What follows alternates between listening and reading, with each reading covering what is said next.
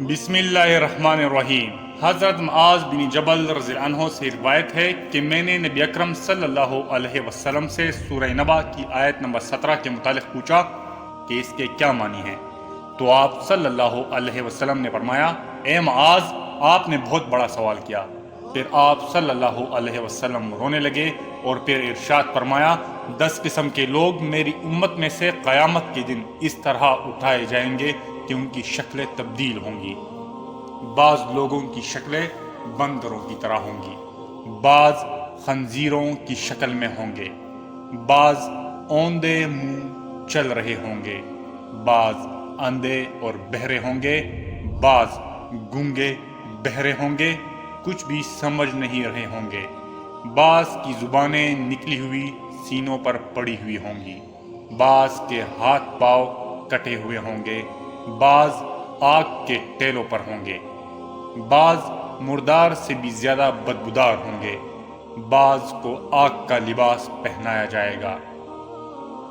پھر نبی اکرم صلی اللہ علیہ وسلم نے تفصیل بتاتے ہوئے ارشاد فرمایا، پہلی قسم وہ لوگ جو بندروں کی شکل میں ہوں گے، یہ وہ ہوں گے جو دنیا میں لوگوں کی چغلخوری کیا کرتے تھے۔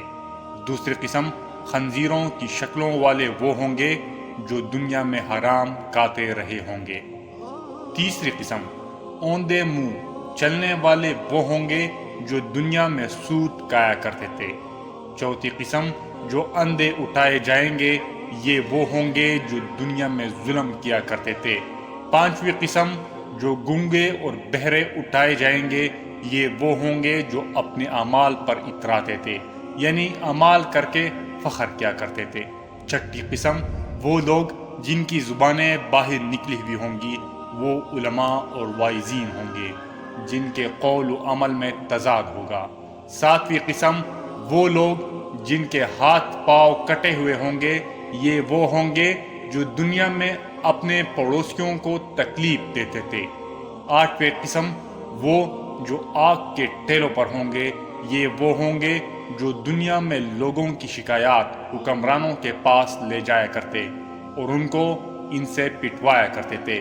اپنے تعلقات کی بنیاد پر دوسرے کو کسی سے اذیت دلوانے کا یہی انجام ہوگا، اوپر سے نیچے تک آگ ہی آگ پر گرا ہوا ہوگا۔ نویں قسم وہ لوگ جو بدبودار اٹھائے جائیں گے، یہ وہ ہوں گے جو خواہشات اور لذتوں میں زندگی گزارتے تھے، اپنی خواہش پوری کرنے کے واسطے اللہ کی نافرمانی کیا کرتے تھے۔ 10ویں قسم وہ لوگ جن کو آگ کا لباس پہنایا جائے گا، یہ وہ ہوں گے جو دنیا میں تکبر اور غرور کا لباس پہنتے تھے اور لوگوں کو دکھایا کرتے تھے۔